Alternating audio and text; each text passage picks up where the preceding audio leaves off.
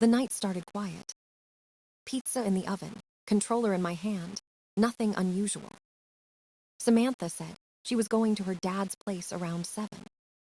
She kissed my cheek, smiled, said he wasn't feeling well. I told her to drive safe and text me later. That was it. No suspicion, no reason to doubt her. Until her iPad buzzed on the coffee table. The screen was still lit. The app, Find My, showed her location bouncing downtown. Not in the suburbs where her dad lived. Right in the middle of a rooftop bar. I stared at it for a full minute. Part of me hoped it was some glitch. Maybe she stopped for food or met a friend. But the dot didn't move. It just stayed there, glowing like a confession. I took a screenshot, circled the spot, then sent it to her father with one line. Looks like she missed the turn to your house. He called me back instantly. His voice was tight, confused, then furious. She told me she was with you tonight. I told him what I saw, plain and calm. He hung up without another word. 15 minutes later, I imagined the scene. A furious father walking into a neon club. His daughter pretending not to see him. Her world beginning to crack. I didn't text her, didn't call, didn't chase. I just turned off the iPad and went back to my game. By 9, my phone started shaking with notifications. Missed calls. Voicemails. Texts stacking up one after another. At first, they were sweet. Hey babe, everything okay? Then worried. Are you mad? I can explain. Then desperate. Please answer, this isn't what you think. I put my phone face down. I wasn't angry. I was just done. If you're with your dad, you don't end up at a club. That's not a misunderstanding, that's a choice. When midnight came, the doorbell rang. Through the peephole, I saw her. Makeup ruined, dress glittering, eyes red. She looked small, cornered, fake. I opened the door halfway. Said one thing. Your stuff will be in boxes by Monday. Then I closed it. She banged on the door until the neighbors complained. I didn't answer. Noise-canceling headphones made it easy. I fell asleep to the sound of her shouting my name. The next morning, she was still there. Sitting in the hallway, shivering, broken mascara on her cheeks. The building manager stood nearby, arms crossed. He looked at me, tired. Your girlfriend, been out here all night. I nodded. She's got an hour, essentials only. She glared, started yelling again. Accused me of humiliating her. Said her dad showed up and embarrassed her. I just shrugged. He looked pretty surprised to see you there. She had no comeback, no lie that fit. Just silence, thick and heavy. That was the moment she realized. The game was over. She stood in the doorway like a storm about to break. Hair messy, voice shaking, eyes wet but angry. You're kicking me out, she yelled. I didn't flinch. I'm letting you pack before someone else does it for you. Her expression flipped from sad to furious in seconds. You humiliated me, she screamed. My dad called me 50 times last night because of you. I stayed calm. He called because you lied to both of us. She crossed her arms, trembling with rage. I wasn't doing anything wrong. I raised an eyebrow. So you were at a rooftop club, dressed like that for what? Bible study. Her mouth opened, but no words came out. I waited. Who were you with? I asked quietly. No answer. Her silence said enough. Then she started crying again. The switch from anger to victim was instant. You're so controlling, she sobbed. I can't breathe in this relationship anymore. I almost laughed. Controlling. The only reason I found out was because she forgot to close an app. You call your own mistake control, I said. She wiped her tears, glared at me like I'd betrayed her. You sent my dad after me. That's messed up. I sent him a screenshot, I replied. What happened next? That's all on you. She spun around, trying to get into the bedroom. The doorknob rattled, locked. I'd changed it that morning. Her face dropped. You locked the door. Your stuff, in the living room, I said. Clothes, toiletries, and whatever junk you left behind. She shouted, cursing under her breath, calling me heartless. I let her talk until she ran out of words. Then she switched tactics again. You can't legally kick me out, she said sharply. I live here, I have rights. I handed her a paper from the table. 30-day notice, I said. Lease is in my name. You're officially done. She ripped it in half and threw it on the floor. This is childish. No, I said. Childish would be throwing your clothes out the window. This is mature. Her eyes burned with hate. You'll regret this, she spat. I smiled faintly. I probably will, but at least I'll have my closet back. She grabbed her boxes, muttering insults as she stuffed her clothes inside. On her way out, she turned one last time. My brother, going to hear about this. There it was. The final threat. Her brother Jake, the cop with a hero complex. I didn't blink. Tell him I said hi, I replied. And that I'll be home all weekend if he wants to talk. She slammed the door so hard the picture frame tilted. I left it crooked. It felt fitting. The apartment was quieter than it had been in years. No perfume. No shouting. No lies. Just peace. I sat on the couch, exhaled, and finally smiled. For the first time in months, I could breathe again. The next morning, a black SUV stopped in front of my building. I recognized it immediately. Jake. Samantha's brother. A cop with a temper and an ego too big for his badge. He stepped out wearing full uniform, even though it was Saturday. His boots hit the pavement like he was stomping on purpose. He walked straight to my door and started pounding. Open up, Ethan. We need to talk. I opened the door halfway, chain lock still on. About what? I asked. You kicked my sister out like trash, he snapped. She said you've been unstable, controlling. I just want to check in. I smiled slightly. Cute, I said. You're here because your sister got caught lying, not because I'm unstable. He leaned in closer. You don't want to be on the wrong side of a police report, man. So this is intimidation now, I said. You're off duty, Jake.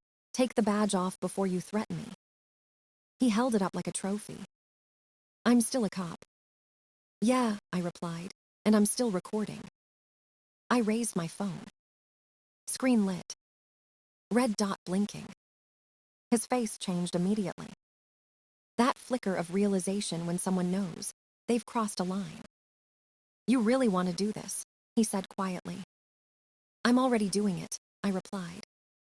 He stepped back, jaw tight, eyes burning holes through me. Then he turned and walked away. Didn't say another word. The SUV peeled off down the street, like an angry ex leaving a parking lot. I saved the video and sent it to my friend Mark. He worked in city legal. Mark texted me back within minutes. Good call, he said. Your cop buddy just ran your file last night. That's an internal flag. By Monday, Jake was on administrative leave pending investigation. Samantha must have lost it when she found out. Her social media exploded. Sad quotes. Black screens. Captions like healing from betrayal and sometimes love is toxic. Her friends flooded the comments with hearts and sympathy. None of them knew the truth. I didn't comment. Didn't need to. The truth was already out there, moving quietly. Her father stopped speaking to her for a while. He'd seen enough. Meanwhile, I kept living my life. Work. Gym. Peace. But she didn't stop. She couldn't. She messaged mutual friends, spun new stories, played victim again. Every post made her sound like she'd survived a war instead of being caught cheating. One of my coworkers showed me her latest caption. He never let me breathe. I just laughed. The only thing I ever restricted was her ability to lie without consequence. She wanted attention, not truth. And attention was the only thing she had left. Still, I knew this wasn't the end. Samantha never accepted defeat quietly. She'd find another way to drag me into her mess. But this time, I was ready for her. And I had the law on my side. It started with a call from an unknown number. I almost ignored it, but curiosity won. "Hey, is this Ethan?" a man's voice asked. "Yeah," I said. "Who's this?" "My name's Ryan. I work at the downtown club, the Skyline." That caught my attention. The same place Samantha had been caught lying about. He sounded nervous. "I know this is weird, man, but your name came up." "My name?" I asked. "Yeah, your ex, Samantha, she's been coming here for months, every Friday, with the same guy." I froze. He continued. "They act close, not just friendly close, the kind of close that makes people look away." "Who's the guy?" I asked. "Name, Brandon Walsh. Left his jacket here last week. One of the bartenders called out his name." I wrote it down. Brandon Walsh. Something about it rang a bell. Ryan sighed. "She tips bad, uses fake names, and pretends she's single. Her dad even came here last Friday. Caused a scene." That made sense now. Russell, her dad, hadn't told me everything that night. I thanked Ryan and hung up. Then I called Mr. Hayes. He answered on the first ring. "Do you know someone named Brandon Walsh?" I asked. A pause. Then a long sigh. "Yeah," he said. "Come meet me tomorrow. I've got something for you." We met at a diner the next morning. He looked tired but calm, like a man who'd accepted a hard truth. He slid a folder across the table. Inside were photos, documents, and reports. "That's him," Mr. Hayes said. "Brandon Walsh, son of Samantha's boss, married, 2 kids." I felt my stomach twist. He continued. "Turns out money been disappearing from the company budget. Guess who signed most of the reports?" "Brandon," I guessed. "And Samantha," he confirmed. "They were filing fake expenses, bars, dinners, clubs, listing your name as the client." I stared at the paper. My name, right there, forged on a work report. "They were using company money for dates," I said quietly. "Exactly," Mr. Hayes replied. "The boss found out, she's furious. Legal's involved, both of them are suspended." I nodded slowly, processing it all. "Can you confirm you've never worked with them?" he asked. "Absolutely," I said. He looked relieved. "She's done, Ethan," he said softly. "She thinks she can lie her way out of anything. Not this time." Later that day, I received an email from Patricia Walsh, Brandon's mother and the company's director. She attached the fake reports and asked for confirmation. I replied immediately with proof. I'd never done business with them. An hour later, Patricia called me personally. Her voice was cold, steady, professional. "Thank you, Mr. Miller," she said. "I wanted you to know. Both Samantha and Brandon have been terminated, effective immediately." I didn't celebrate. I didn't need to. For the first time, the truth didn't just catch up with her. It buried her. That afternoon, the front desk called my office. "Ethan, there's a woman here asking for you," the receptionist said. "She says it's urgent." I already knew who it was. Samantha. I opened the building camera feed. She was sitting in the lobby, holding her bag like a prop. Hair messy, face pale, eyes darting at the elevator every few seconds. She looked like she hadn't slept in days. I let her wait for an hour before going down. When she saw me, she stood up fast, fake smile trembling.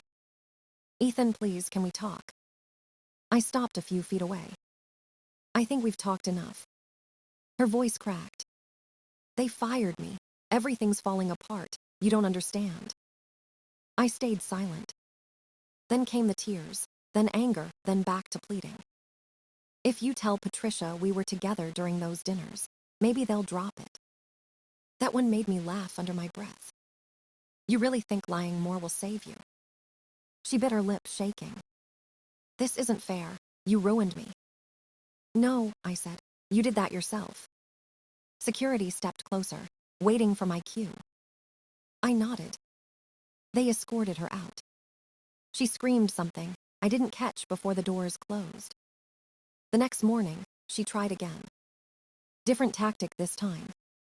She called my landlord, pretending to be my wife. Told him I was unstable, not eating, not answering calls. Said she needed to get inside, for my safety. Luckily, he called me first. I sent him screenshots of her threats, fake posts, and police notes. He blocked her number and flagged her from the property system. That night, around 2 a.m., my phone buzzed. Motion alert from the camera outside my door. I checked the feed and froze. There she was. Samantha, standing with Brandon and a locksmith. Middle of the night, whispering fast, pointing at the lock. The locksmith looked nervous. She was spinning some story about being locked out by her crazy ex. I called the landlord immediately. He didn't hesitate. Said he was calling the cops right away. Within 10 minutes, 2 patrol cars arrived, lights off, silent. They stepped out slowly. Samantha didn't notice at first. Nathan saw them and stiffened. The locksmith started backing away, mumbling about protocols. One officer approached her. Ma'am, do you live here? Yes, she said instantly. Well, I did. My boyfriend locked me out. Your name on the lease? Not exactly. Got ID. It's inside. She tried to smile. Didn't work. Then things got worse. The other officer ran Brandon's ID. Turned out, he had an active restraining order from his ex-wife. She'd already called it in earlier that night. Within minutes, both of them were in handcuffs. I watched everything through the window. No anger. No pity. Just silence. The kind of silence that feels like closure. The next morning, my phone buzzed again. It was Mr. Hayes. She used her one call from jail to yell at me, he said. She blamed me for everything, wanted me to put my house up for bail. He told her no. She screamed, hung up, and that was that. I didn't feel angry. I didn't even feel satisfaction. Just relief. For once, her chaos wasn't my problem anymore. But of course, Samantha didn't stop there. 3 days later, she launched a GoFundMe. The title said she was a victim of emotional abuse and workplace harassment. She asked for $15,000 to rebuild her life.